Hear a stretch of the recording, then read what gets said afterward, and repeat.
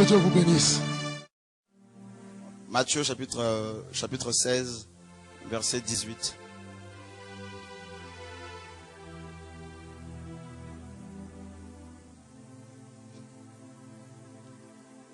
Et moi, je te dis que tu es Pierre, et que sur ce roc, je bâtirai mon église, et que les portes du séjour des morts ne prévaudront point contre elle. Et moi, je te dis que tu es Pierre, et que sur ce roc ici, c'est Jésus, qui est le fondement de l'église, je bâtirai mon église, et que les portes du séjour des morts ne prévaudront point contre elle. C'est vrai que le thème de cette conférence, de ce séminaire, c'est l'église influente ou influencée. Nous savons que l'église est née il y a 2000 ans pratiquement, et nous sommes amenés à faire le bilan et à faire, n'est-ce pas, à s'auto-juger pour voir un peu où nous en sommes en tant que chrétiens, en tant qu'église.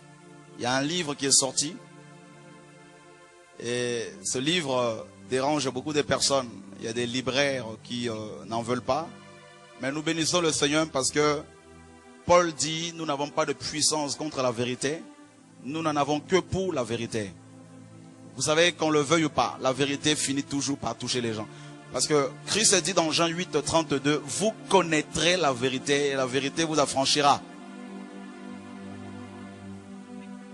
C'est vrai que on peut exercer le ministère de la délivrance. Nous le faisons. Mais la vraie délivrance, c'est lorsqu'on rencontre la vérité.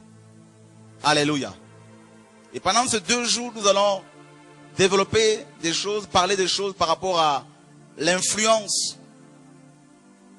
qui s'exerce au niveau de l'église. On ne va pas généraliser, mais beaucoup d'églises locales, que ce soit en France, en Europe, en Afrique, aux États-Unis, si on fait le constat, on s'aperçoit qu'il y a un malaise. Beaucoup de gens se retrouvent dans les maisons. C'est un langage du Seigneur. C'est parce que quelque part, les églises ont des problèmes. Beaucoup d'églises ont des problèmes par rapport au fonctionnement. Voilà pourquoi nous allons, pendant ces 2 jours, développer cet enseignement. On ne va pas tout donner, parce que 2 jours, c'est pas beaucoup. Mais nous allons faire en sorte que vous puissiez recevoir l'essentiel. Amen. Voilà, donc demain nous sommes là également à partir de 14h jusqu'à 20h, 20h30. Et nous allons prendre encore du temps dans l'enseignement de la parole. Jésus va poser une question à ses apôtres. Qui suis-je au dire des hommes? Qu'est-ce que les gens disent de moi? Jésus est Dieu. Il savait pertinemment ce que les gens pensaient de lui. Mais il voulait que ses apôtres puissent s'exprimer. Et puis, il y en a qui sont précipités pour dire, oui, il y a des gens qui disent que tu es Jean-Baptiste. D'autres, tu es Élie. Ou Jérémie, ou l'un des prophètes. Et il dit, mais et vous qui dites, vous que je suis? Alors Pierre a levé la main pour dire, Seigneur, voilà, tu es le Fils de Dieu, le Christ. Et alors Jésus dit à Pierre, tu es heureux, fils de Jonas, car ce ne sont pas la chair et le sang qui t'ont révélé ces choses, mais c'est mon Père. Et il commence à dire, voici, donc voilà, tu es Pierre, et que sur ce roc, c'est moi Jésus, je bâtirai mon église et que les portes du séjour des morts ne prévaudront point contre elle. Rien que dans ce passage-là, dans ce verset 18, nous pouvons enseigner pendant des jours et des jours. Parce que ça dit beaucoup. Déjà, on comprend ici que le fondement de l'église n'est pas un homme, mais le fondement de l'église est Christ lui-même. La pierre angulaire que ceux qui bâtissaient ont rejetée, mais qui est devenue la principale de l'angle. Acte 4, 11. Et deuxièmement, nous apprenons ici que c'est Christ qui bâtit son église. Ça, c'est très important. Il a dit, je bâtirai, moi Jésus, je bâtirai mon église. Troisièmement, c'est son église. C'est très important de le savoir. Alléluia. Moi Jésus, je bâtirai quoi? Eh bien, mon église. l'église que Jésus bâtit est une église qui résiste à l'enfer. Parce qu'il dit, comme je bâtirai mon église sur ma propre personne, comme c'est moi qui veux bâtir, et sur moi-même, et que c'est mon église, alors cette église va résister à l'enfer. Alléluia. Pourquoi beaucoup d'églises naissent en un jour comme le ricin de Jonas, et puis en un jour ça meurt? Ça naît aujourd'hui, 2-3 ans après, il n'y a plus rien. C'est parce que quelque part, le fondement n'a pas été bien établi. Parce que Psaume 11:3 nous dit, si le fondement s'ébranle, le juste, que fera-t-il? Beaucoup parmi vous sont issus de beaucoup d'églises. Et je sais qu'il y en a qui sont déçus, blessés, qui en ont assez. D'autres encore deviennent des touristes spirituels qui tournent en rond pour chercher la véritable église ou le vrai homme de Dieu. Mais je vous assure, beaucoup vont tourner comme ça.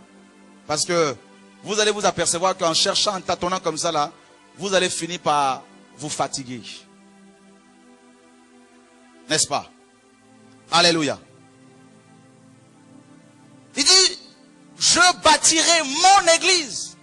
Alors, la question que je me pose, ou je me suis posée, comment est-ce que Jésus bâtit son église? Comment?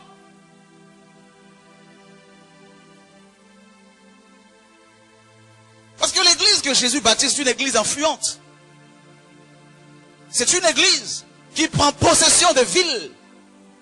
C'est une église qui ne s'enferme pas dans les locaux, mais une église qui travaille dehors. C'est une église tellement remplie de feu qu'elle ne peut pas rester enfermée dans une boîte. Quand vous mettez dans une marmite pleine d'huile chaude, vous n'allez pas rester assis. Vous allez tourner dans la marmite parce que le feu est tel que vous ne pouvez pas vous... Ça, c'est le feu de l'esprit. Il dit, je bâtirai mon église. Et à chaque fois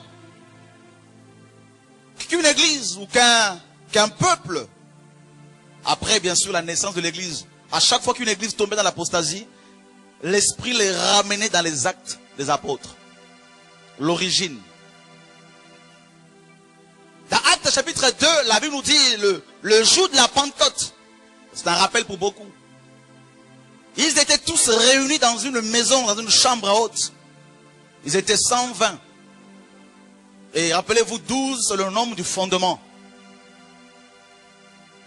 Et tout d'un coup, d'un seul coup, la Bible dit, il y eut un bruit comme celui d'un vent impétueux. Et ce bruit remplit toute la maison où ils étaient assis. Parce qu'ils étaient assis. Parce que l'esprit n'était pas encore descendu.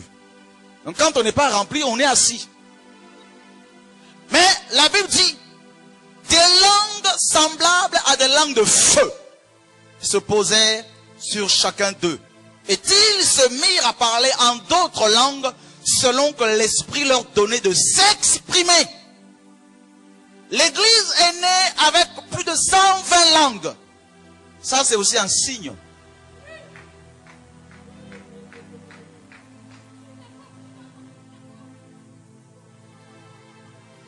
Il y a la robe de sa majesté en ce lieu. Ces 2 jours, nous allons monter. 120 langues. Ça veut dire, dès le départ de l'église, Dieu nous a fait comprendre que il n'est pas venu pour bâtir une église ethnique. Il n'est pas venu bâtir une église arabe, une église congolaise, une église antillaise, une église noire, une église blanche. L'église est née avec 120 langues. Une église de nations, composée de juifs, de grecs, d'arabes, de toutes les nations. Alléluia. La Bible nous parle là. Une parenthèse. Les étrangers qui sont venus en France pour travailler, le temps est arrivé où les étiquettes des églises africaines doivent tomber. Vous devez refuser cela parce qu'on vous colle la malédiction. Nous sommes des missionnaires. Vous êtes des missionnaires. Vous n'êtes pas des demandeurs d'asile. Des missionnaires que Dieu a dépêchés pour l'Europe, pour les nations.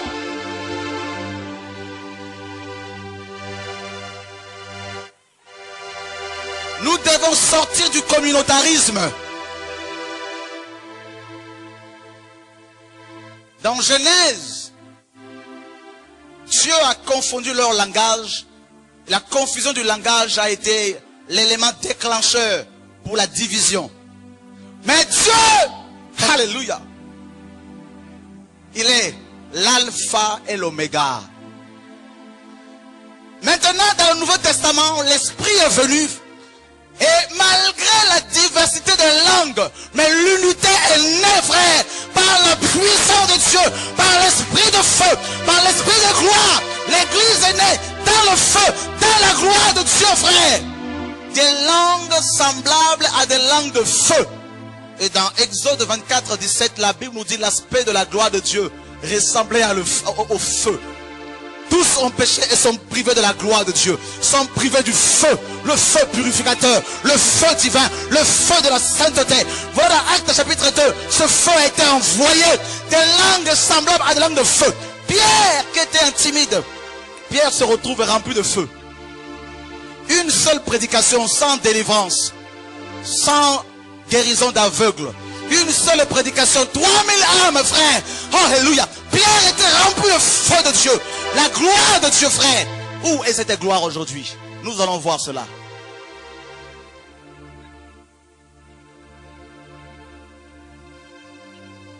Alléluia. Je bâtirai mon église. Et Psaume 127 nous dit, si Dieu ne bâtit une maison, ceux qui la bâtissent travaillent en vain. Tu peux bâtir une église locale pendant 10 ans, pas de fruits. C'est parce que quelque part, il faut que tu revoies la vision. Il faut que tu revoies la base. Il faut que tu revoies l'appel. Il faut que tu revoies si tu travailles pour Dieu ou avec Dieu. Là, alléluia. Paul dit, nous sommes ouvriers. Mais pas seulement pour Dieu. Mais nous sommes ouvriers pour Dieu et avec Dieu. Nous bâtissons pour Dieu et avec Dieu. Voilà pourquoi je suis d'accord avec Dieu. De toute façon, on n'a pas le choix que d'être d'accord avec Dieu. Parce que même si tu refuses là, Dieu ne changera pas sa parole. Qu'il faut commencer à prophétiser pour fermer certaines églises. Dieu me l'a dit. Mais je vous dis la vérité, c'est biblique. Là où le peuple est dépouillé, là où le peuple est maltraité, là où le peuple est calomnié, là où le peuple est volé, nous devons commencer à déclarer les paroles pour que ça ferme au nom de Jésus. Voilà pourquoi Dieu nous envoie encore à Paris. Même si on a fait des programmes le même jour, mais Dieu enverra son peuple. Pendant ces 2 jours, Dieu va encore envoyer son peuple. Dieu va envoyer les personnes qui doivent recevoir. Parce que Dieu n'est pas un Dieu de foule. Dieu est le Dieu de la qualité. Dieu réserve un reste. Alléluia. Alléluia. Oh, Karabashaka. La gloire vient. Je vois comme un fleuve d'eau vive que Dieu libère en ce lieu. Il y a un peuple ici. Je vois une race de guerriers et de guerrières que Dieu est en train de préparer dans la coulisse. Une race de femmes de feu, des hommes de valeur que Dieu prépare pour cette génération. Alléluia, mon Dieu, mon roi.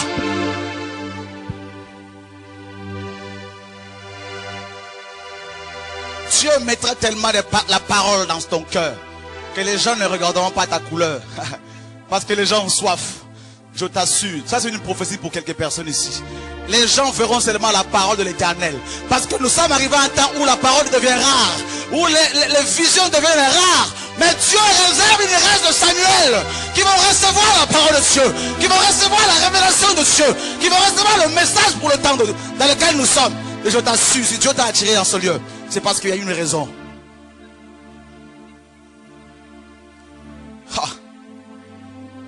Il faut que je délivre ce message parce qu'il y a tellement la gloire ici, tellement le feu ici. Dieu va équiper beaucoup de personnes pendant ces 2 jours.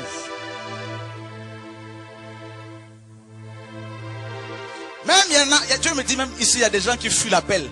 Mais pendant ces 2 jours là, Dieu va les... Tu es lié, comme Paul disait, je suis lié par l'esprit.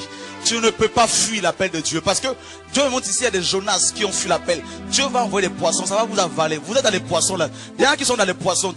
Vous êtes obligés d'aller en mission. Obligé. Obligé. Je bâtirai. Comment est-ce que Dieu bâtit son église? Éphésiens chapitre 4.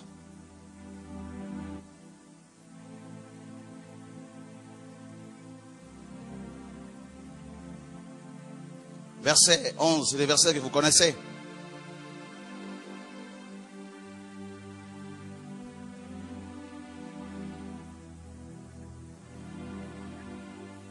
J'aime bien la version d'Osterval.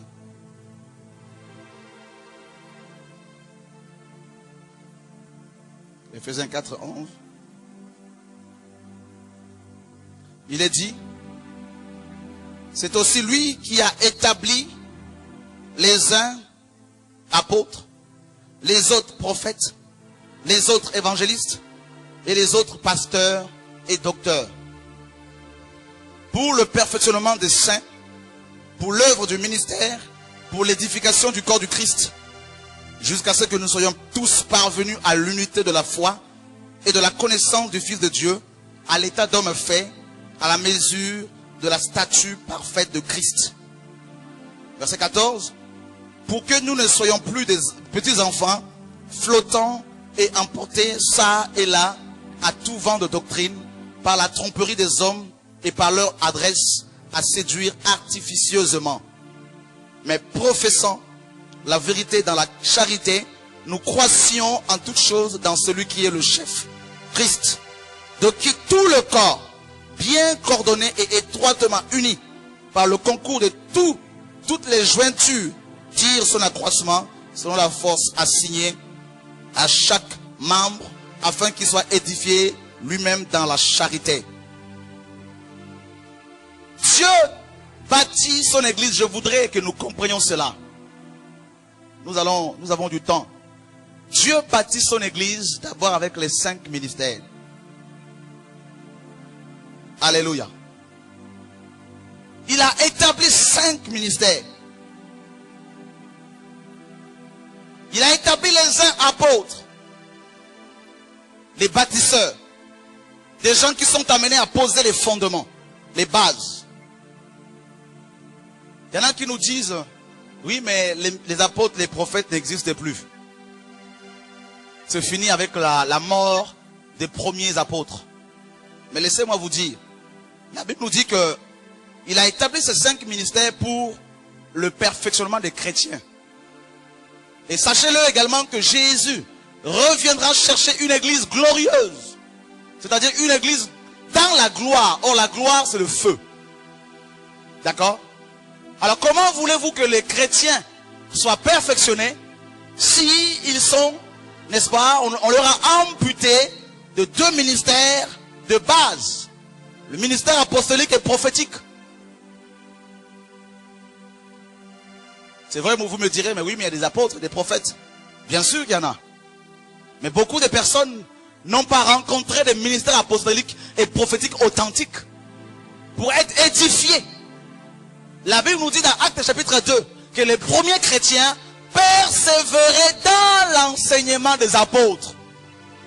Ils persévéraient, ils demeuraient dans l'enseignement. Parce que dans la version de Starva, il est dit, ils persévéraient dans la doctrine. Or, une doctrine, c'est un corps, c'est un ensemble d'enseignements dont les chrétiens ont besoin pour avoir une vie chrétienne solide et pour avoir un ministère efficace. Les 5 ministères d'abord. Pour le perfectionnement des chrétiens. Et lisez le Nouveau Testament, lisez les épîtres, vous verrez ces ministères, les 5 ministères travailler ensemble. Si les chrétiens ne rencontrent pas ou ne sont pas enseignés par des vrais apôtres, des vrais prophètes, des vrais pasteurs, des vrais évangélistes, des vrais docteurs, je vous assure, ils ne pourront pas être perfectionnés pour leur appel. Parce que la Bible nous dit c'est en vue de l'œuvre du ministère.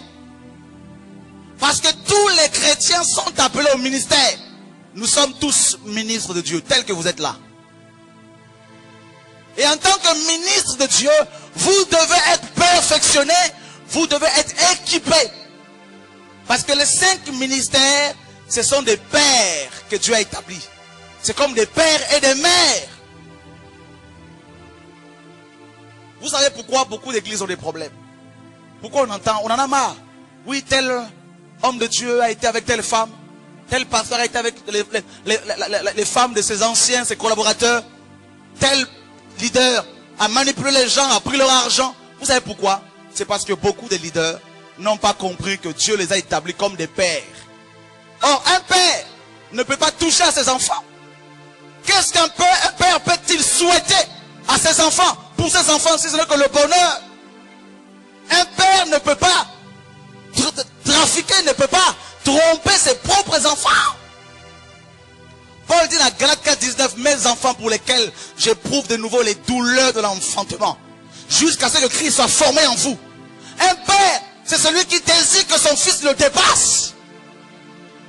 Un père, c'est celui qui forme les enfants en vue de répandre l'appel du Seigneur. Mais combien de gens ont cet esprit de père? L'église a beaucoup d'érudits, beaucoup d'enseignants, mais elle a très peu de pères.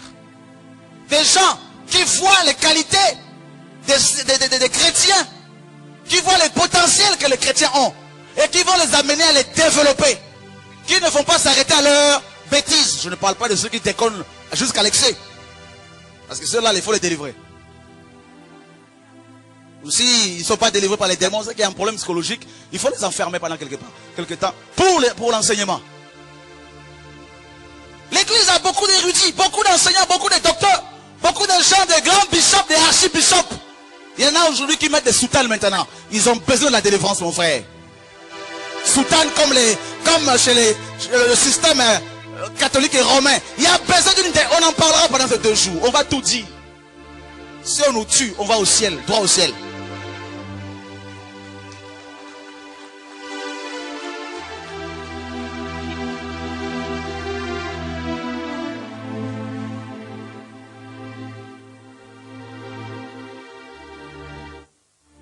Alléluia. Où sont les pères, les 5 ministères? Où sont-ils? Qui n'ont qu'une envie de développer les potentiels des chrétiens, comme Ephésiens 4 le dit. Les amener à se perfectionner. Vous savez, quand vous construisez une maison, c'est avec des briques, parce que les chrétiens sont considérés comme des pierres, dans 1 Pierre 2:5. Et les briques qui représentent les chrétiens doivent être, n'est-ce pas, utilisées pour bâtir la maison de Dieu.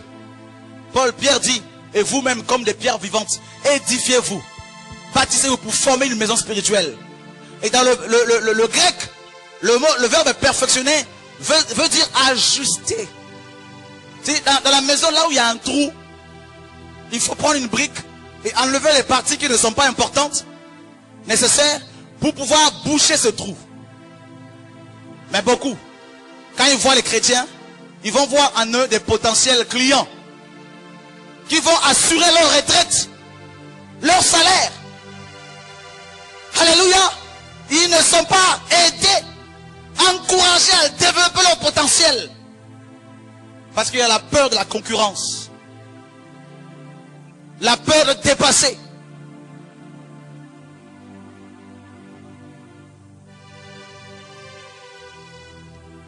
Vous verrez dans la Bible. Vous avez des Bibles, non? Lisez dans la Bible. Ce message choque beaucoup de gens. Vous verrez aucune église biblique. Alors dans vos Bibles, là, vérifiez. Aucune église biblique qui était dirigée par un pasteur. Aucune. Lisez, vérifiez. Alors pourquoi la plupart des églises aujourd'hui, il n'y a que des pasteurs qui dirigent? C'est que quelque part il y a un problème. Si vous prenez la Bible, vous mettez à droite, vous voyez le fonctionnement de beaucoup d'églises à gauche. C'est 2 choses diamétralement opposées. Diamétralement opposées. Pourquoi?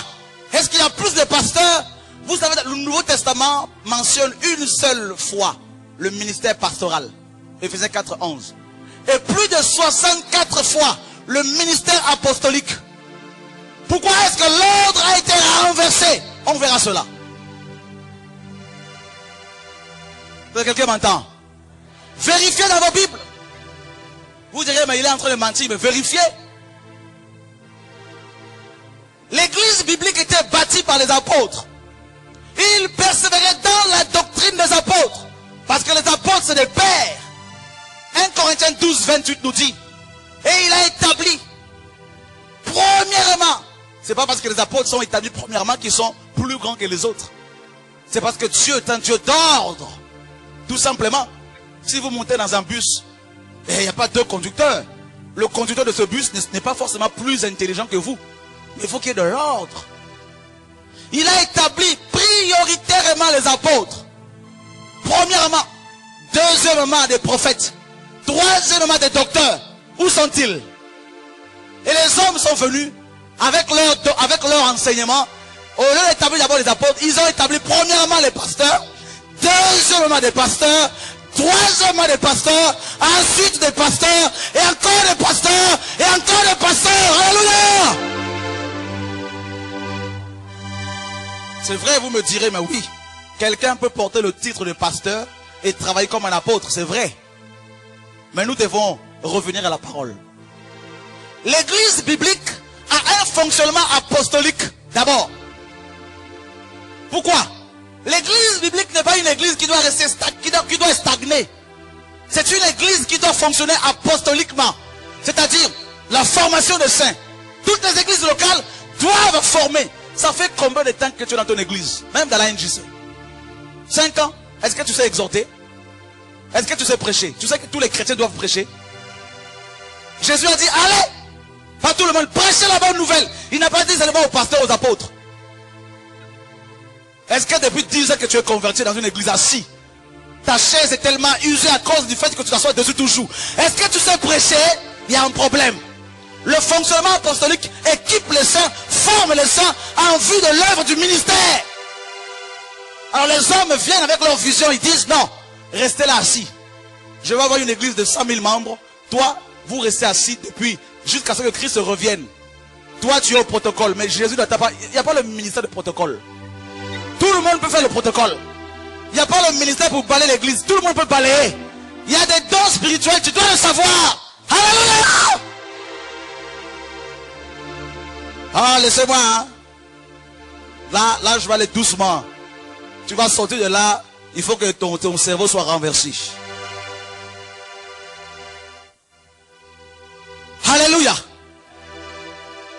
Le fonctionnement. Il y en a qui ont dit, mais oui, mais le pasteur est celui qui doit diriger une église locale. C'est écrit où? Montrez-moi un seul verset. D'autres nous ont enseigné que l'évangéliste, c'est celui qui va dehors. Pour prêcher dehors. Quand on te consacre évangéliste, alors tu vas voir vers les païens pour les amener à l'église où il y a le pasteur. C'est écrit où? Parce que Ephésiens 4:11 dit, il a établi les uns comme apôtres, prophètes, docteurs, évangélistes et pasteurs pour le perfectionnement des saints, c'est-à-dire des chrétiens. Donc ça veut dire que la Bible nous enseigne que l'évangéliste est établi d'abord pour les chrétiens.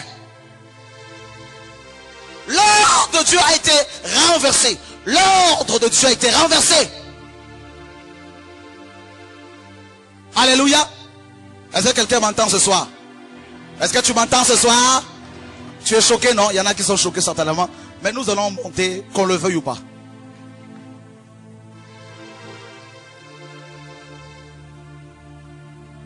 Alors, comment est-ce que Christ bâtit son église? Qui doit diriger une église? Là, on vous donne tout. Hein. Vous allez vérifier dans vos Bibles. Notez les versets. Toutes les églises bibliques étaient dirigées par les anciens.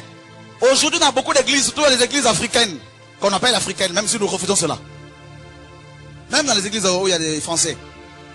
Quand on nomme quelqu'un ancien, l'ancien ou l'évangéliste, c'est celui qui porte la Bible du pasteur. Vrai ou faux? Quand on dit c'est notre ancien, l'ancien ne sait même pas prêcher, ne sait même pas exhorter. On dit c'est l'ancien. L'ancien n'a même pas un mot à dire. Alors que toutes les églises bibliques étaient dirigées par les anciens. Alors, quelque part, il y a quelque chose qui ne va pas.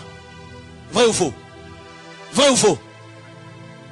Le pasteur, Dieu l'a établi, non seulement pour une église locale seulement, mais c'est pour tout le corps du Christ. ce que la Bible nous enseigne. Éphésiens 4:11. C'est pas seulement pour un bâtiment qu'on a pris dans un coin là-bas, on dit, ah, ça c'est l'église. Nous, même les noms là, ça va sauter. Les dénominations là, ça va sauter. Alors, qui doit diriger une église? C'est les anciens que tu as établis. Les anciens. Prenons la Bible.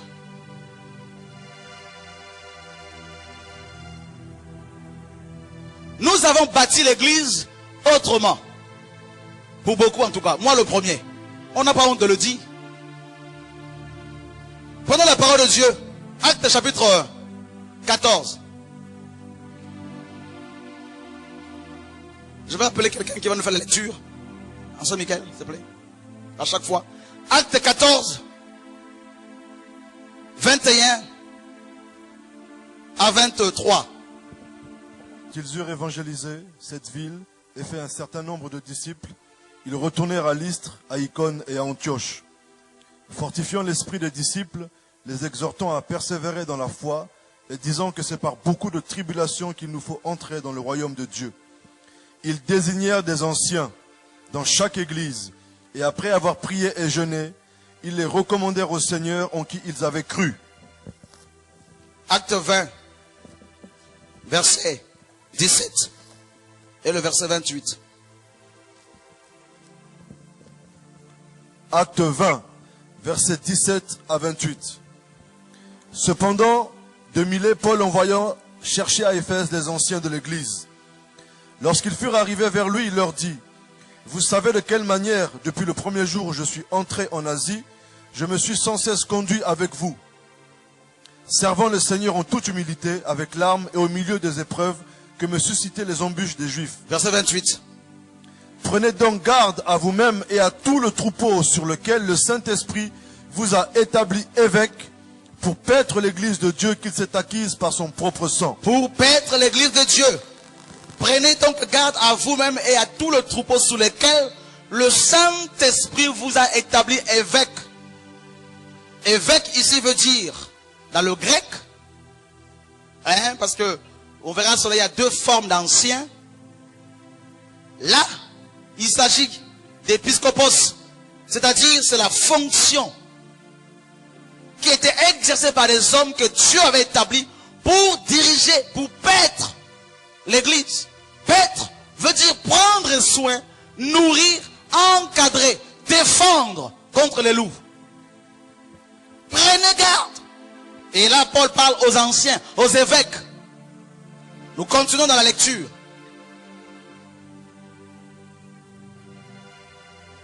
Tite, chapitre 1, verset 5.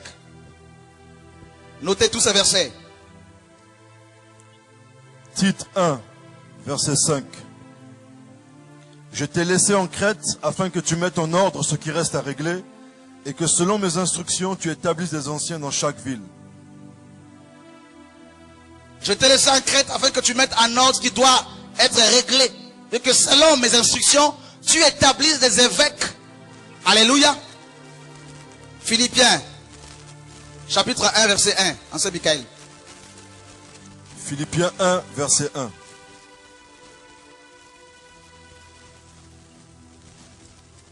Notez bien toutes ces références. Paul et Timothée, serviteurs de Jésus-Christ, à tous les saints en Jésus-Christ qui sont à Philippe, aux évêques et aux diacres. Aux évêques et aux diacres. Alléluia. Et encore là, on voit les évêques, les anciens. Les évêques, 1 Timothée chapitre 3. Verset 1 au verset 3. 1 Timothée 3, verset 1 à 3. Cette parole est certaine, si quelqu'un aspire à la charge d'évêque, il désire une œuvre excellente. Il faut donc que l'évêque soit irréprochable, mari d'une seule femme, sobre, modéré, réglé dans sa conduite, hospitalier, propre à l'enseignement. Il faut qu'il ne soit ni adonné au vin, ni violent, mais indulgent, pacifique, désintéressé. 1 Pierre chapitre 5, verset 1 au verset 3. 1 Pierre 5, verset 1 à 3. Voici les exhortations que j'adresse aux anciens qui sont parmi vous, moi, anciens comme eux, témoins des souffrances de Christ et participants de la gloire qui doit être manifestée. Paissez le troupeau de Dieu qui est sous votre garde, non par contrainte mais volontairement, selon Dieu, non pour un gain sordide, mais avec dévouement, non comme dominant sur eux, qui vous sont échus en partage, mais en étant les modèles du troupeau. En étant les modèles du troupeau. Tous ces versets, il y en a encore d'autres, nous révèlent, nous montrent clairement la doctrine. Comment le Seigneur bâtit son église. La direction de l'église est entre les mains des anciens. Et la parole est claire. Et nous avons deux types d'anciens. 1 Timothée chapitre 5, verset 17. Il est temps que les pasteurs aussi sortent des bâtiments pour aller dehors. Que tout le monde sorte des bâtiments pour aller dehors. Dis à ton voisin, il faut aller dehors. Nous sommes trop enfermés dans nos locaux là. Il faut qu'on aille dehors parce que le Seigneur nous attend dehors. Christ revient bientôt. 1 Timothée 5, 17. 1 Timothée 5, 17. Que les anciens qui dirigent bien soient jugés dignes d'un double honneur, surtout ceux qui travaillent à la prédication et à l'enseignement. Que les anciens qui dirigent bien. Là encore la parole confirme les anciens qui dirigent bien. Et surtout ceux qui travaillent à la prédication et à l'enseignement. D'accord? Alors, il y a deux types d'anciens. La première catégorie, ce sont les personnes qui sont appelées au ministère de la parole. Mais qui ne sont pas encore reconnus officiellement dans un ministère quelconque. Et qui travaillent en tant qu'anciens. Et ce sont ceux-là qui travaillent à la parole et à l'enseignement. Et dans le grec, c'est épiscopos. Les gens qui sont appelés au ministère, qui sont anciens, qui travaillent ensemble, 2 ou 3 qui travaillent ensemble. La deuxième catégorie d'anciens, ce sont des vieillards. Dans le grec, c'est presbyteros, des vieillards. Des personnes d'un certain âge. 1 Timothée chapitre 5, Pierre dit à Timothée, ne réprimandez pas rudement les vieillards. Considère-les comme des pères. Alléluia. Mais qui ont aussi la maturité par rapport à leur vie. Qui ont beaucoup d'expérience dans le Seigneur et qui peuvent encadrer le jeune. Ces deux types d'anciens travaillent ensemble pour l'avancement de l'œuvre de Dieu. Je m'explique. Dieu va susciter un homme qui va bâtir une église locale. Peu importe l'église locale, que ce soit dans la NJC ou ailleurs. Bibliquement parlant, un homme qui commence une église, bibliquement parlant, j'insiste, un homme que Dieu a appelé pour bâtir, selon la Bible, c'est un apôtre. Alléluia. Et en tant qu'apôtre, il doit mettre les fondements, il doit former les gens, il va mettre en place des anciens, et il va partir pour aller ailleurs. D'accord? Quelqu'un, Dieu peut se servir de lui aussi pour bâtir une église, mais sans pour autant qu'il soit apôtre. Dans le cadre de Philippe, par exemple. Philippe, Dieu l'a étudié dans la Samarie. Il a été à la base d'un grand réveil dans la Samarie. Mais Philippe était évangéliste. Il ne devait pas mettre les bases parce que ce n'était pas son appel. D'ailleurs, quand la Bible nous enseigne que Simon le magicien s'était converti. Mais Philippe n'a même pas eu le discernement de voir que le magicien n'était pas converti. Et la Bible nous dit que les apôtres qui étaient à Jérusalem ont su que la Samarie avait reçu la parole. Et ils ont envoyé Pierre et Jean. Et quand ils sont venus, ils ont mis les bases. Ils ont fondé l'église. Ils ont enseigné correctement la parole de Dieu. Qu'est-ce qui se passe dans beaucoup d'églises? Il y en a que Dieu a utilisé avec des dons spirituels pour commencer une église. Mais au lieu de comprendre qu'ils ne sont pas apôtres, qu'ils doivent laisser aux apôtres le soin de former. Et eux, ils doivent rester à leur appel. Non, ça devient leur entreprise personnelle. Ils vont s'asseoir dessus, ils vont avoir des trônes devant, ils vont être servis comme des rois, comme des stars. Nous devons renverser ce fondement au nom de Jésus. Quelqu'un m'entend? Dieu peut se servir de toi pour commencer une église, je répète. Comme il s'est servi de Philippe dans la Samarie. Mais Philippe a compris qu'il n'était pas apôtre. Paul a dit quoi là? 1 Corinthiens 3, 6 à 10. J'ai planté. Apollos a arrosé. Dieu a fait croître. Alors il y en a, ils veulent planter alors que Dieu ne les appelle pas pour planter. Non seulement qu'ils plantent, mais ils veulent également arroser. Non seulement qu'ils arrosent, ils veulent également faire croître. Voilà pourquoi les choses n'évoluent pas. Vrai ou faux? Quelqu'un m'entend ce soir? Alors, il dit, j'ai posé le fondement comme un sage architecte. Les apôtres, c'est des architectes. Si vous voulez construire une maison, vous allez faire venir un architecte, non. Il va venir, il va élaborer un plan. Voilà le plan. Il faut mettre la cuisine ici. Il faut mettre le... Tu sais, il y a un plan qui est organisé. Et quand le plan est fini, tous les corps de métier peuvent travailler. Les peintres, les menuisiers, tout ça. Mais qu'est-ce qui se passe aujourd'hui? Où sont les architectes? Où sont-ils? Est-ce que vous savez que les chrétiens sont comparés à une maison? Nous sommes la maison de Dieu, Ephésiens, chapitre 2. Nous sommes la maison de Dieu. Mais une maison qui est construite sans le plan de l'architecte, ce sera une maison en biais. Voilà pourquoi vous avez des chrétiens convertis depuis 10 ans. Ils sont toujours comme ça. Quelqu'un m'entend, hein? Comme ça. C'est quoi ton ministère? Oh, mais c'est mon pasteur. Alléluia! À cause de ce fonctionnement, les chrétiens, beaucoup de chrétiens sont malades. Ils ne sont pas fondés correctement. Ils ne savent pas quel est leur ministère. Dieu, qu'est-ce qu'il attend d'eux? Parce que le fonctionnement pastoral, d'où vient-il? D'où vient-il? Eh bien, ça vient de notre héritage. Pour la plupart, nous sommes sortis du catholicisme romain. À partir du 4e siècle, les 5 ministères de la parole ont été renversés. Et on a remplacé à la place un prêtre. Le prêtre, automatiquement, on a fait une séparation entre le clergé et les laïcs. D'accord? Alors, s'il y a besoin d'un baptême, c'est le prêtre qui fait tout. S'il y a besoin d'une délivrance, où on veut désenvoûter une maison, on fait appel au prêtre. Tout tourne autour d'un homme. Alors que l'église est bâtie sous Christ, mais voilà, avec le fondement, la mentalité des hommes, on a bâti l'église sur un seul homme. Tout se tourne, tout est construit sur un homme, l'archibishop. S'il meurt, tout meurt avec lui. L'archibishop s'arrange pour être indispensable. Comment toi qui es converti depuis 10 ans, 15 ans, si tu vois un tout petit démon dans ta maison, tu prends ton téléphone, pasteur. S'il te plaît, viens s'il te plaît, viens s'il te plaît. Et le pasteur se pointe aussi avec une bouteille d'huile. Qui, attention, vient d'Israël. Alléluia! Alléluia! Attention, il va désenvoûter la maison, attention. Alors, et là nous sommes rassurés. Vous savez que Jésus a dit, voici les miracles qui accompagneront ceux qui auront cru. À mon œil, chasseront-les. Nous avons dit, voici les miracles qui accompagneront nos pasteurs. Ils chasseront eux, les démons. Nous serons derrière eux pour les soutenir, les encourager. Alléluia!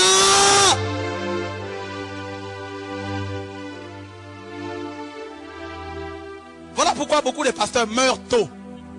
Parce qu'une église de 100 personnes, ces 100 personnes comptent sur lui, sur tout le plan. Si on veut chasser un tout petit démon, pasteur. On a un petit bobo, pasteur. Mot de ventre, pasteur. C'est le pasteur devient Dieu. Voilà comment nous avons le bishop maintenant. Incontournable. Quelqu'un qui est incontournable devient bishop. Est-ce que tu m'entends ce soir? Est-ce que tu me comprends ce soir? Est-ce que tu m'entends ce soir, frère? Alléluia! La Bible dit, bibliquement parlant, tu es un ministre de Dieu. Il a fait de nous un royaume La Bible dit qu'il a fait de toi un roi. Tu dois comprendre que tu es un roi. Tu es un roi. Tout roi est appelé à dominer, à régner. Tout roi a l'autorité, alléluia, l'autorité du royaume, mon frère. Dans la Bible, il n'y a pas de séparation. Il n'y a pas de fossé entre le clergé et le laïc. Ça n'existe pas. Nous sommes tous dans le clergé. Tous. Parce que nous sommes tous appelés au sacerdoce royal. Tous. Nous avons besoin des chrétiens qui sont remplis de feu plus que même leurs pasteurs. Pour nous soutenir dans la prière. Toi qui es converti depuis 5 ans, dans quel ministère Dieu t'appelle? Oh non, moi je balaye l'église. Ah! Tu ne fais que balayer. Jésus va te trouver dans le balayage là. Les âmes, tu vas les gagner dans le balayage. Oh, moi, je suis derrière les instruments. Non, ça, c'est pas un ministère. Il y en a qui ont reçu le don de prophétie, de vision, à qui on a étouffé, on a dit, toi, Dieu ne peut pas te parler. On finit tout ça là. Dieu, Le temps est arrivé pour que Dieu va réveiller son peuple, alléluia. Dieu va susciter une race d'hommes et femmes, remplis de feu, remplis d'onction, frère, remplis de révélation de la parole de Dieu. Savez-vous pourquoi l'église primitive était pleine de feu? Parce que il y avait des gens, tout le peuple était rempli de feu. On n'a pas le temps de chercher, oh, Pierre est où? Ça c'est pas le problème. Oh, Paul est où? Ça c'est pas le problème. Paul c'est quoi? Pierre c'est qui? L'esprit c'est le plus important. Ils étaient bâtis sur le roc. Une église influente dans les actes. En moins de 2 ans. Oh mon Dieu, dans acte 5. Toute la ville de Jérusalem était remplie de l'enseignement de Jésus. En moins de 2 ans. Nous sommes à Paris depuis 10 ans, 15 ans, 20 ans. Nous tournons à rond, c'est l'église africaine. Quelle église africaine? L'église arabe. Quelle église arabe? Il faut refuser ça au nom de Jésus. Il n'y a qu'une église. Il y a un seul corps. Le corps de Christ, frère. Tu dois changer ta vision. Le temps est arrivé où il y a une race que Dieu suscite. Une race, Dieu m'a dit. Il y a des gens que je vais utiliser plus que Kakou Sauveur. Parmi le peuple. Avec plein d'options. Vous savez, pourquoi dans nos églises, dans les églises où le pasteur couche avec une femme trésorière, hein, il va divorcer. C'est on divorce facilement chez les chrétiens maintenant. Vous savez pourquoi? Un leader va dans l'impudicité de l'adultère et tout le monde est là, alléluia, gloire, et des personnes ne voient, tous aveugles. 15 ans d'adultère, tout le monde, alléluia, des morts vivants. Vous savez pourquoi? Parce qu'il y en a qui savent que le pasteur est de l'adultère, mais ils ne savent pas comment le dire. Parce que le pasteur est tellement élevé. Il est devenu le Dieu de l'église. Alors, vous vous imaginez, dans une église de 200 personnes, tout ce monde-là va mourir parce que personne à l'église n'ose se lever. Parce que le pasteur est devenu, c'est une autorité, c'est l'autoritarisme. Voilà pourquoi la Bible nous dit que l'église doit être dirigée par 2, 3 anciens qui travaillent en équipe et qui sont coiffés par des apôtres.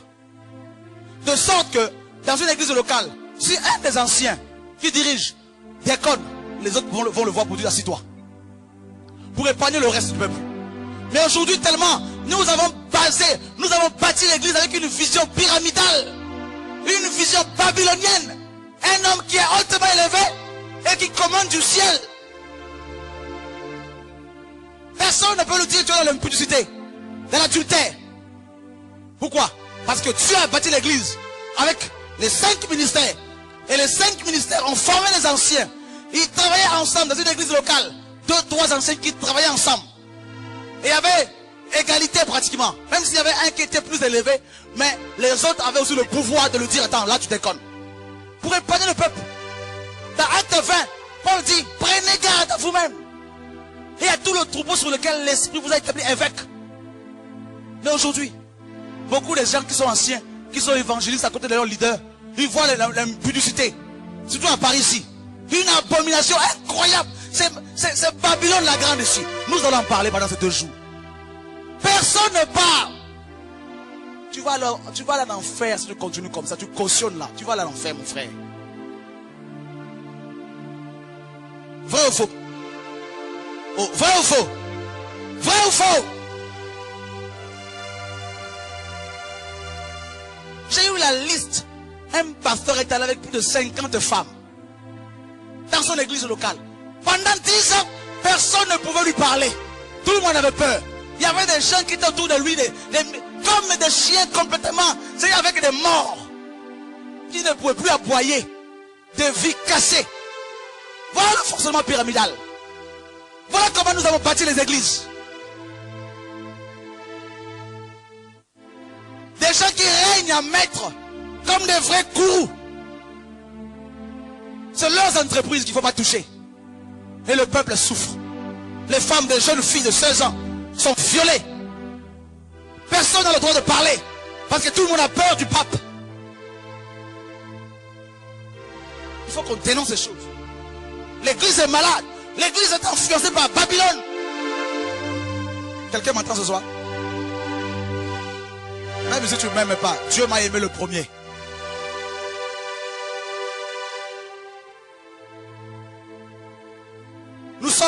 Nous faisons le bilan sur ce qui se passe. Beaucoup de gens sont déçus des églises. Il y a plus d'impudicité dans les églises aujourd'hui que dehors. Plus de divorces chez les chrétiens, les pasteurs, que dehors. Il y a 3 dimanches, je dormais. Mon esprit est sorti de mon corps. Le Seigneur m'a amené en enfer. Il m'a montré l'enfer. Mon frère, ma soeur, il y avait beaucoup de chrétiens.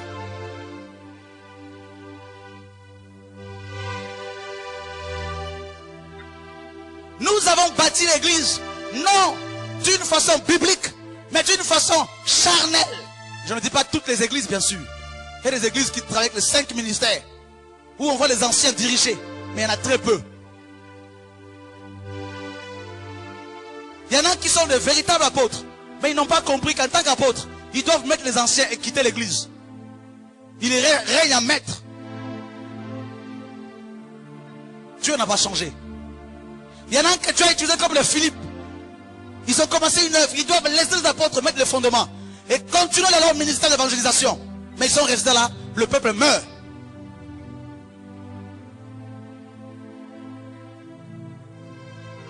Nous avons besoin de 3 ans pour former un vrai disciple.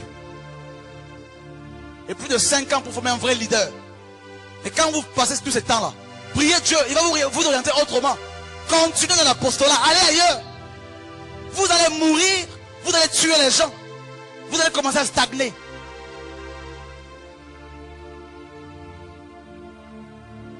Alléluia, alléluia, alléluia.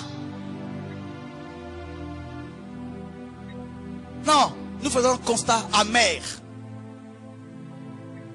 J'ai bâti l'église pendant toutes ces années, comme je l'ai enseigné là. C'est-à-dire, avec une vision babylonienne.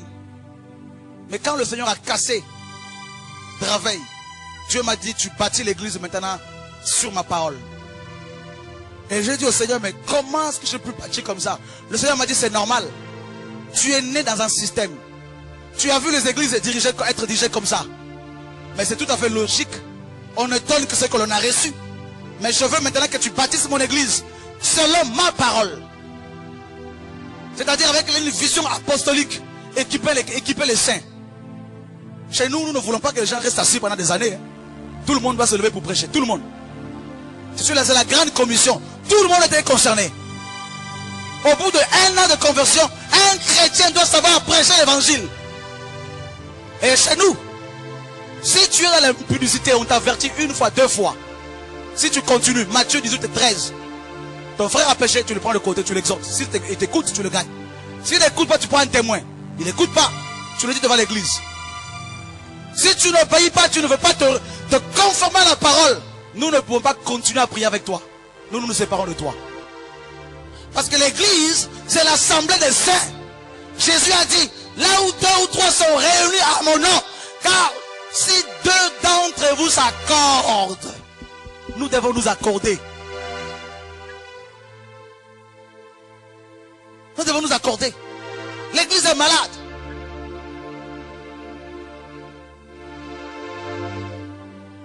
Avec une vision, un fonctionnement pastoral.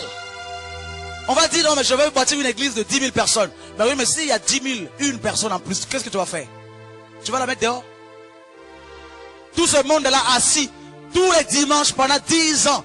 Ils viennent là écouter le même message.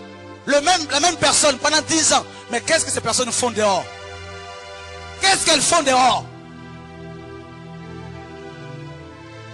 10 ans de conversion, 20 ans. Beaucoup de chrétiens ne savent pas prêcher. Beaucoup ne savent même pas que Dieu les appelle comme prophètes, comme apôtres, comme docteurs. Parce qu'on leur a dit, ne quittez pas vos sièges. Restez assis. Parce qu'il faut que l'église soit, le bâtiment soit rempli. Il faut qu'on voit qu'il y a une foule de gens. Mais vous restez là assis.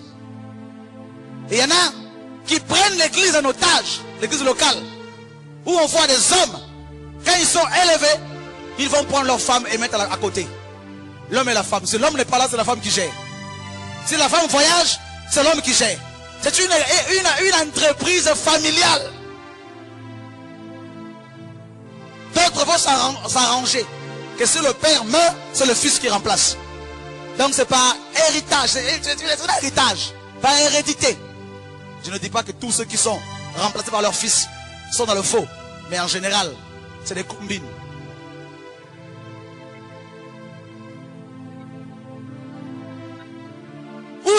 anciens, toi qui pries dans une église là, où sont tes anciens? Qu'est-ce qu'ils font? Les anciens, ils s'occupent de tout ce qui est matériel. Les anciens, ils sont là en train de s'occuper des instruments. Mais quel ancien? Ça c'est le travail de diacre. Et de tout le monde aussi. L'église est malade. Alors d'où vient cette influence? Elle vient de Babylone. Chrétien. Elle vient de Babylone. Babylone. Elle vient de Babylone. Genèse, chapitre 1er.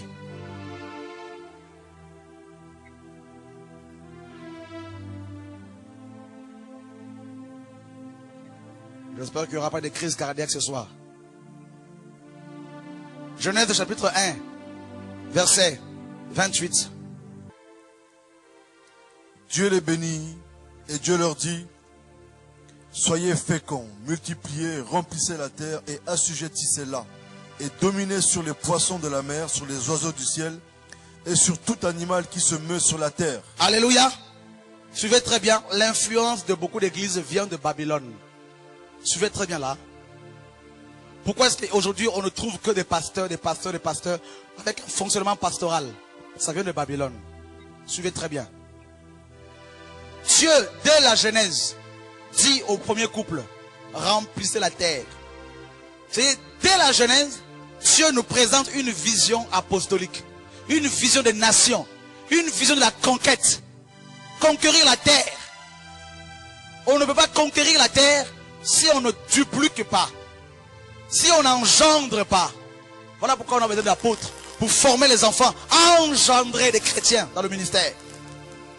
Parce qu'ici c'était seulement deux, Adam et Ève. Dieu va détruire le monde d'avant Noé. Et Dieu va réitérer la même promesse, le même ordre à Noé. Dans Genèse chapitre 9 verset 7.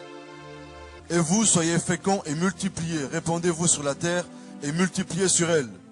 Répandez-vous sur la terre. Une parenthèse.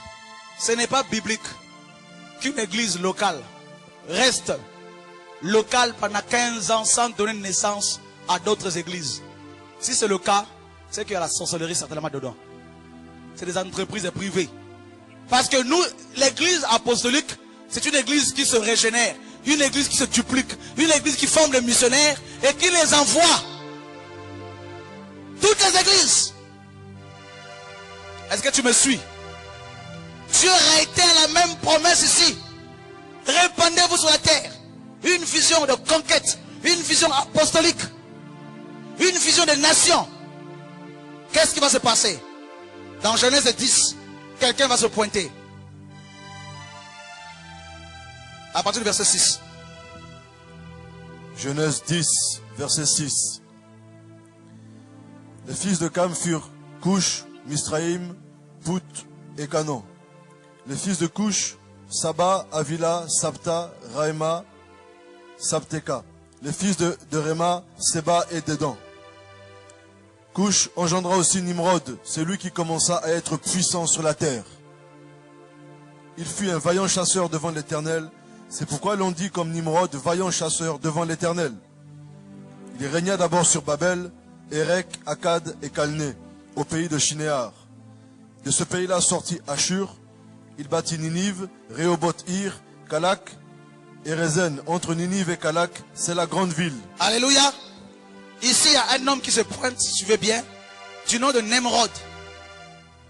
Nemrod est le fils de Cush. Cush veut dire Éthiopien. Donc Nemrod était un Éthiopien, un noir. C'était le premier empereur dont parle la Bible. Et la Bible nous enseigne que celui qui a régné sous Babel, voilà l'origine de Babylone. Il va régner sous Babel. Et qu'est-ce qui va se passer dans le chapitre 11? Nemrod va rassembler toute la race des hommes, en un seul groupe. Il va leur communiquer sa vision des choses. Genèse chapitre 11, verset 1 à 9. Genèse 11, verset 1 à 9. Toute la terre était une seule langue et les mêmes mots. Comme ils étaient partis de l'Orient, ils trouvèrent une plaine au pays de Shinéar et ils y habitèrent. Ils se dirent l'un à l'autre, allons, faisons des briques et cuisons-les au feu. Et la brique leur servit de pierre, et le bitume leur servit de ciment. Ils dirent encore, allons, bâtissons-nous une ville et une tour, dont le sommet touche le ciel. Alléluia. La première chose c'est, bâtissons-nous. Rappelez-vous bien que c'est Dieu qui bâtit son église. Si l'Éternel bâtit une ville, ceux qui la bâtissent, Psaume 127.1, bâtissent en vain. Et là, la vision babylonienne, la vision des Nomrod, c'est quoi? Bâtissons-nous. Voilà pourquoi beaucoup d'hommes ont bâti les églises, mais sans Dieu. Et moi le premier dans le passé. La deuxième vision c'est, et faisons-nous un nom, afin que nous ne soyons pas dispersés sur la face de toute la terre. faisons-nous un nom. Un nom. Qu'est-ce qui nous divise aujourd'hui? Les dénominations. Tu pries dans quelle église? Les semeurs du Christ. On est fiers. Les semeurs du Christ ne pourront pas te sauver, mon frère. Tu es de quelle assemblée? ANGC, on est tellement fiers. ANGC, tout ça. Ça ne va pas te sauver, mon frère. Il y a un seul nom qui est donné parmi les hommes, par lequel nous devions être sauvés. C'est le nom de Jésus. Tu es de quelle dénomination? Pentecôtiste, ça ne va pas te sauver. Tu es quelle dénomination? Charismatique, on est tellement fiers. Faisons-nous un nom. Quand j'ai commencé l'église, un homme de Dieu à Paris m'a appelé, il m'a dit, fais tout pour que ton nom soit grand. J'ai dit, waouh mon Dieu. J'ai eu un choc. Je le dirai pas ça, Alexis. Un choc dans mon cœur. Il dit, fais tout pour que ton nom soit grand. Je dis, ah. Non mon frère, jamais. C'est le nom de Jésus qui doit être proclamé. Le nom de Yoshua qui doit être élevé. C'est lui qui doit être vu, acclamé, glorifié, élevé, magnifié, sanctifié, béni. Alléluia. Faisons-nous un nom. Voilà pourquoi chez les Africains, vous avez aujourd'hui des bishops, des archi-bishops. Des monts premiers, vous avez même des hommes prophétiques à Paris ici. L'homme est prophétique. L'homme est prophétique, c'est Jésus-Christ de Nazareth, mon frère. Alléluia. L'homme est prophétique, c'est Yoshua Mashiach.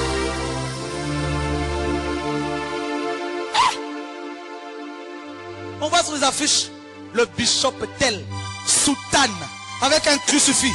Allez à Rome là-bas.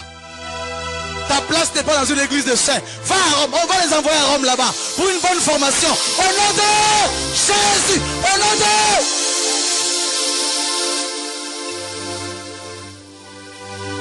Ce ne sont pas les vêtements qui font l'onction.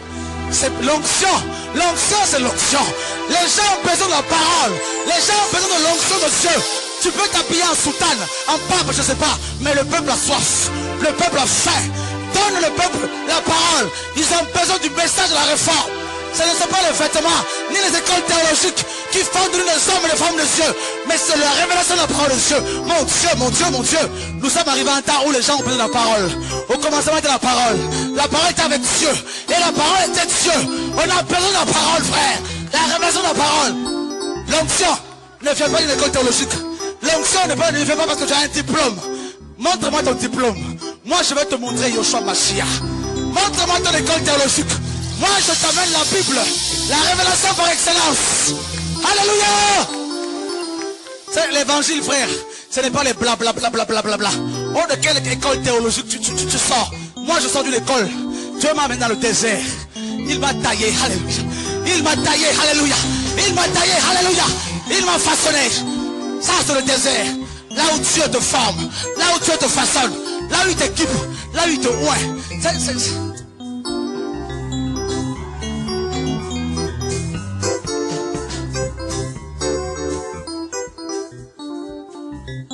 Il y a quelque chose qui arrive là. Bouge-moi ça. Il y a quelque chose qui arrive là. Faisons-nous un nom. Non, je ne veux pas faire mon nom. Il y en a un qui va le faire. Son nom, la star. La star. La star des stars. La star. La star des stars. La star. La star des stars. C'est l'homme le plus beau. La star. La star des stars. C'est l'homme le plus beau. La star. La star des stars. La star. La star des stars. La la star de star. Tu peux t'asseoir. Faisons-nous un nom, non. J'ai pas besoin qu'on m'appelle forcément le grand apôtre. On verra par les fruits qui est qui. On reconnaît l'arbre par ses fruits. J'ai pas besoin d'un grand titre. Tu m'appelles Sora, je bénis Dieu. Je suis né Sora, je mourrai Sora. Mais c'est qu'il y a un nom.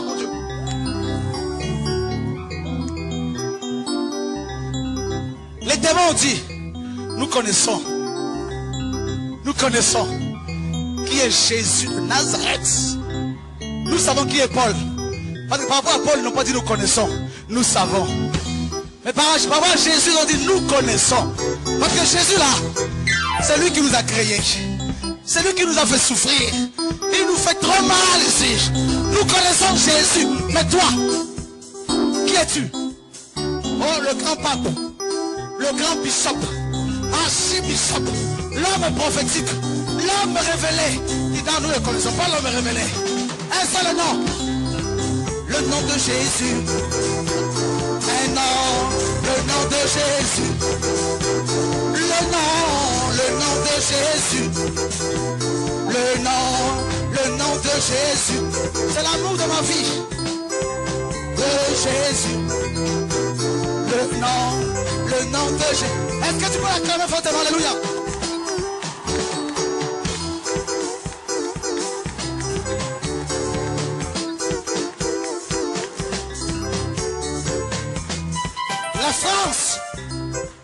La France sera secouée par le nom de Yoshua Mashiach.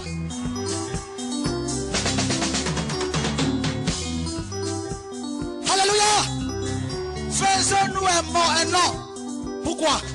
Afin que nous ne soyons pas dispersés sur la face de la terre. Nimrod s'oppose à la vision de Dieu. Il s'oppose à la volonté de Dieu. Dieu dit répandez-vous. Nimrod vient et dit non. Unissons-nous. Vous savez c'est quoi? L'œcuménisme. L'œcuménisme. L'unité du corps de Christ a déjà été accomplie. Lorsque Jésus a dit à la croix, tout est accompli. Tout est accompli. Tout est accompli. Tout est accompli. Alléluia! Chrétiens, Babylone a influencé les églises. Influencé. On a bâti comme Babylone veut qu'on bâtisse. Parce que Nimrod, c'est l'image de l'homme impie. Vous voyez, c'est l'image de l'homme impie. Nous verrons cela demain. C'est l'image de l'homme impie. Voilà pourquoi dans Apocalypse 17, Genèse parle de Babylone. Apocalypse, qui est le dernier livre de la Bible, parle également de Babylone. On verra cela demain. L'église est influencée. Nous bâtissons les églises sur les hommes. Luc 6 nous dit, un homme qui bâtit sur le roc, quand le vent va secouer, la maison va résister. Jésus a dit, l'église que je bâtis va résister à l'enfer. Vous savez pourquoi? Parce que Dieu est tellement grand qu'il ne peut pas venir combattre contre les démons. Dieu, quand Satan se révèle, Dieu va prendre la terre, la poussière, il va former avec Alexis. Il va insuffler dans ses narines l'esprit de vie. Et il va dire à Alexis, lève-toi, par toi, tu vas régner, par toi, je veux régner, par toi, les démons seront chassés. L'homme, Satan est complètement confondu parce que Dieu a pris la bassesse, les choses viles que tu es, que nous sommes, la poussière, il t'a façonné, il t'a créé. Frère, tu dois comprendre une chose. L'église, c'est l'instrument que Dieu s'est choisi. Éphésiens 3:10, les dominations, les autorités, les puissances dans le lieu céleste, les démons connaissent par qui? Chora Kouetou, Alexis, la NJC, les enfants de Dieu connaissent par toi la sagesse infiniment. Oh, la sagesse là, c'est Jésus-Christ de Nazareth. Alléluia. Par toi, les démons vont connaître les facettes multiple de Yoshua, Machia. Quand tu vas parler, ça te va créer. Comment ça? Mais je ne connaissais pas Jésus comme ça. Quand tu vas te lever, les démons vont trembler. C'est pas possible. Mais où est cette église-là? Où est-elle? Elle arrive. Tu es là. Tu es venu ce soir. Alléluia! Les démons vont avoir chaud. Parce qu'un peuple va se lever comme une lionne. Ce peuple-là, c'est toi. Dieu te prépare. Dieu est la tête de l'église. Jésus est la tête de l'église. Quand la tête, vous savez, quand vous voulez faire à manger, ça va commencer là-haut. N'est-ce pas? Vous réfléchissez. Mais ce n'est pas la tête qui va faire la nourriture. C'est les mains. C'est les jambes qui doivent bouger. Jésus a tout accompli la tête. Alors qui doit chasser les démons? Qui doit gagner les villes pour Dieu? Les Français, les Noirs, les Arabes. C'est toi. Qu'est-ce que tu attends maintenant? C'est toi. Ton temps est arrivé. L'heure est arrivée. L'heure est arrivée. L'heure vient. Elle est déjà venue. Nous, les vrais adorateurs, mon Dieu. Adorons le Père. Un esprit. Alléluia. Au nom de Jésus. Ils ont dit de Paul, dans Acte 17, et Silas, ces hommes qui ont bouleversé le monde, mon Dieu. Ces hommes qui ont bouleversé le monde sont arrivés jusqu'ici. Ah, il y a des hommes comme ça ici. Il y a des femmes comme ça ici, Dieu me montre. Ils vont bouleverser Paris. Ils vont bouleverser la France, les régions françaises, les provinces françaises. Il y a des femmes de Dieu ici que Dieu commence à oindre. Dieu commence à oindre. Alléluia, mon Dieu, mon roi. Quelle gloire qui arrive ici. On est en feu. Amenez-moi tout ce que Dieu visite maintenant là. Il y a une onction là particulière. Oh mon Dieu, tu es merveilleux. On va te demander, mais d'où tu viens?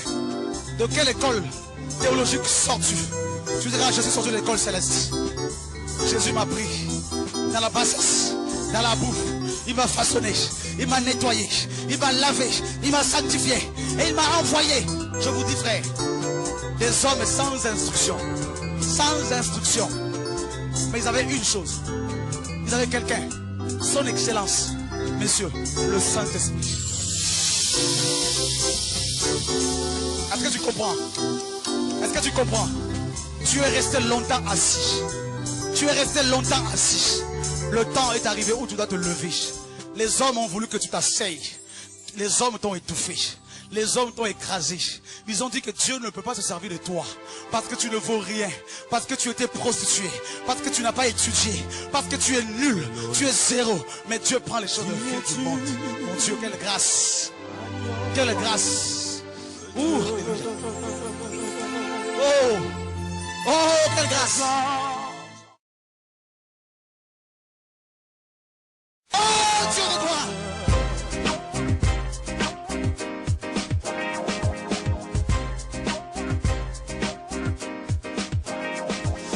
À travers son service de production, l'ANJC utilise tous les médias existants pour la diffusion de l'évangile. L'ANJC Production offre également ses services à ceux qui en ont besoin. Un site internet a été mis en place et 2 ouvrages ont déjà été édités. L'appel au ministère et Église influente ou influencée.